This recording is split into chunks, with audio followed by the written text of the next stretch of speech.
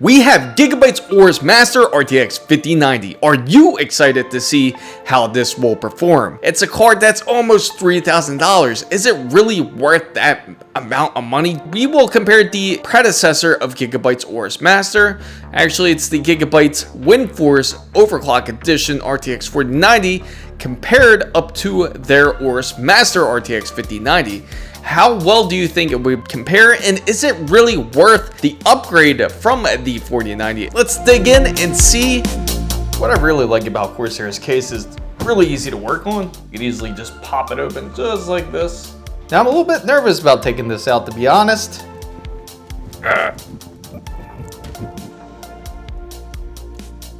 Looks like everything is perfectly fine and intact. No melting with the 4090 at least.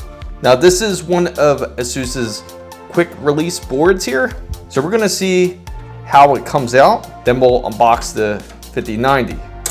Now when you do take out the quick release on the ASUS X870E Crosshair Hero, you have to take it out from the back end first to pull it out. Now let's hope the quick release works well, which we're going to find out very soon. I don't get why they put these plastic-ish screws in here when it should be much more durable, in my personal opinion at least. It's kind of a pain because we gotta completely remove this bracket that is in here. Came out pretty easy, no problem whatsoever. Now we gotta take out this old bracket here. We got the Gigabyte RTX 4090 outside of it. Wasn't exactly as hard as I thought to take it out at the motherboard. It actually came right out. As long as if you lift it from the back end, it lifted up really fine. But this is specifically in Corsair's 5500X. Let's compare it next to its successor. This is definitely a lot lighter, I can say, even with the actual bracket on. You should notice the 12 volt high power port really didn't have any wear, so no burning at all. But I am highly concerned about the RTX 5090. But once that is in there, then we can really push our concerns. Now, if you want to see the full unboxing of this, I do have the video and the card right above me. And this is certainly heavier. And I don't even have the brackets on. I almost thought the 5090 was going to be way lighter, just because of how they had it at the show at CES. But they certainly had me fooled. There it is, the gorgeous Gigabyte AORUS 5090. How will it compare?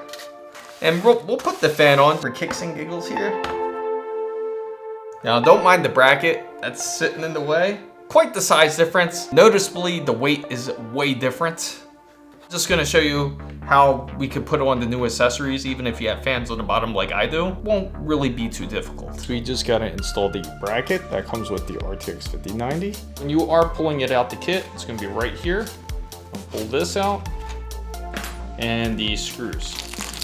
This is the bottom side of the case, right? So we just gotta sit it just like this, like the L, because this is where the bracket's gonna sit on, which I'll show you in a minute. Let's remove some of these stickers.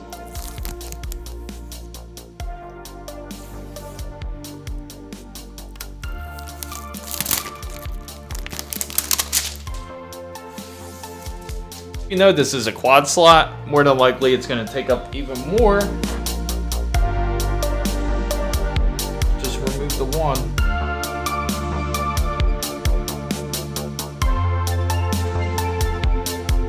Right in. And boy, it is tight in there. So we just got to put it over on this side back here. Just like this. Make sure you figure out what is more comfortable for your footing for your GPU here. And the last part's just a similar thumb screw. Make sure to support the card up. Don't push too hard on it. Perfect. And now we can tighten these up. You're just gonna face the groove, this side, and just follow the graphic card design here.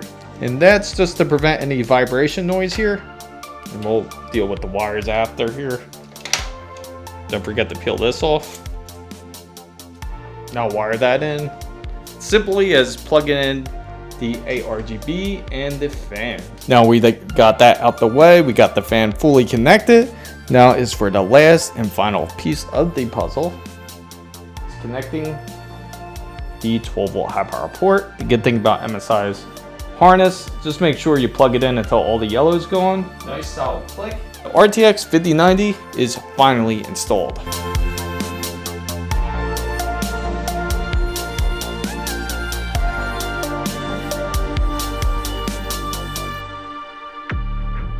Gigabyte's AORUS Master RTX 5090, we did manage to get up to 176 ROPs, so they're all there. Luckily, it means these benchmarks will be 100% legit. I ran 2 different benchmarks, one with the fan on, and I also ran it without the fan as well. Now with the fan, we want to see what type of temperatures it would pull. And we would also want to see what type of temperatures it would pull without that extra 4 fan. Because let's face it, it's not the best looking design when it comes for the additional fan. It kind of makes it look a bit fugly. I know you want to see how much of a difference is it really from, say, the RTX 4090. I'm going to compare the two for you so you get a good idea of just how much more of a difference it really is. Now, all these settings are exactly the same for these benchmarks. For the RTX 4090, we managed to get 164 frames. And with frame generation about 215, we have about 80.09 frames when it comes to Cyberpunk 2077. And with frame generation, we pull about 142.87. Call of Duty Black Ops 6 Extreme. Now this is at 153 frames. If you have frame generation on, you get about 184 frames. Again, the RTX 4090 is still quite the beast. Metro Exodus, we got 131. With frame generation, 164. The RTX 4090, we got 103 frames, as we got 169 frames with frame generation.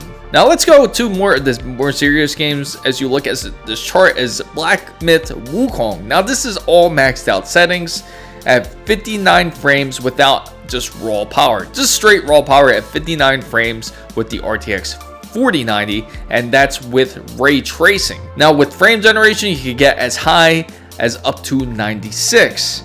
84 frames just raw power, and up to 144 frames when you do have frame generation on. You can take a look at Monster Hunter Wilds, 94.23 without frame generation, 143.57 when it comes with frame generation. The 5090, you got 125.57 and up to 204 frames. So you get a decent amount of frames that do lift up from the RTX 4090. The different 3D Mark tests at Speedway, ray tracing got up to 9905.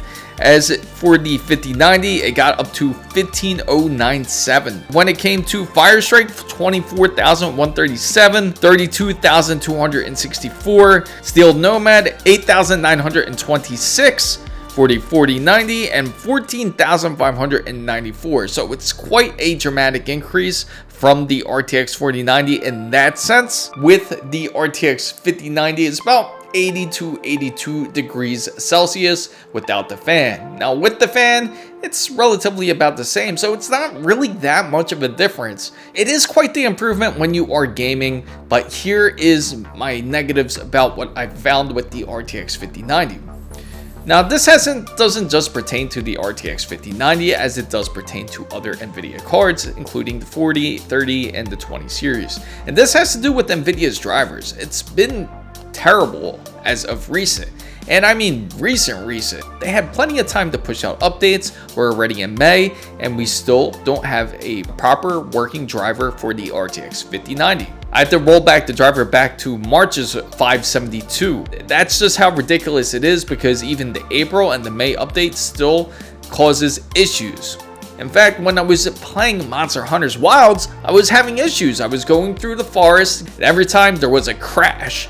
Each and every single time, and the only way to resolve it was actually to roll back the driver. It's really quite unfortunate, because NVIDIA used to be really well known when it came to the drivers. I know they had driver issues before, but this is pretty bad. Another issue that I do have is when frame generation is on. It does work really well at times, but sometimes it really does actually feel like frames that don't really exist. And what I mean by that is sometimes you do get a weird stutter. Now some may claim it might be some CPU bottlenecking, but we are on a decent system, which is the 9800X3D. There should be no room for bottlenecking for the RTX 5090. In fact, if you turn off the frame generation, it seems to perform better at times, depending on the type of game. As we did do a playthrough with Cyberpunk 2077 to get a decent idea of how it looks, you can see exactly what I'm talking about. The same with Monster Hunter Wilds, it just really depends.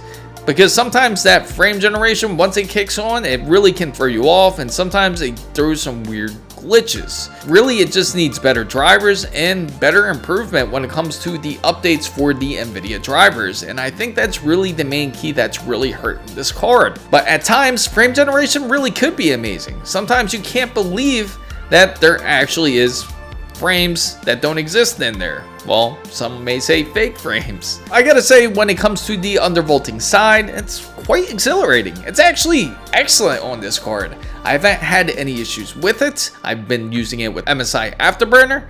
I was able to push down the card to about negative 120. It seems that undervolting the card seems to work quite well. There's little to no issues when it comes with it, and quite easy to do. Of course, if you want a guide for that, I will put one up soon, and if the guide is available, I'll make sure that it is in the card right above my head. Most of all, I gotta say the fan is not really needed for cooling temps. It's just a bit tacky, I gotta say, for the most part. And when it comes to the pricing, that is probably the worst part I could put on this card, because it doesn't feel like a $3,000 card. Really, it should be, feels like more like a card that should be at $1,500. That's really just pushing it. It's a 7 out of 10 for aesthetics. It is a beautiful looking card, but once you throw that fan on there, it makes it look weird. Now, when it goes to the performance side, the performance is there, but the drivers are making it seem like it's lacking. So I gotta give it a 7 out of 10. When it comes to thermals, we know it's gonna run hot, so for thermals, we're gonna give it a 6 out of 10. It's running on 575 watts, but I can say with undervolting, you can manage to push it down pretty low. In fact, I have it pushing just shy of under 500, where it's not even touching 500 watts anymore. So you could probably push it even lower if you tried, if you want to focus more on the undervolting instead of actually overclocking the card. Now, when it comes to the reliability and the drivers, I have to give it a 5 out of 10. It could be a lot better. It should work all across the board and not just one certain series and not the other. Now, when it comes to power efficiency, a 4 out of 10. Again, 575 watts is all I need to say. Price, I have to give it a 1 out of 10. Definitely the worst pricing when it comes to a GPU. For future proofing, I gotta give it a 7 out of 10. You do have plenty of VRAM, and I'm hoping it's mostly future proof, as long as if it doesn't catch fire, then you're practically good. Unless you could do some sort of liquid nitrogen build, which I know does exist out there. But the review score, I have to give Gigabyte's AORUS Master RTX 5090. I have to give it a 5 out of 10. This is probably the worst score I've given. This is actually worse than what I've given the MSI Claw, because it mostly has to do with the price, has to do with the drivers, and the card should work, especially if you spend $3,000 on it. Now, if you agree with me, let me know down in the comments down below. I hope you found this content very useful. If you did, make sure to give it a thumbs up. And if you're not part of the wonderful fan band, make sure you go down and hit the subscribe button for more. And don't forget to hit the notification bell. Make sure you follow my X handle for all the newest updates. Make sure you follow our Discord channel just in case if you have any problems with your PC builds. We are always online to help you. We've grown up to 67 members. I am so glad about that. And we are just a great community, so please feel free to join us. And make sure you also join for the latest updates, and even you'll get a heads up on the latest giveaways. Thank you guys so much for watching. This is Chris Mizo, signing out.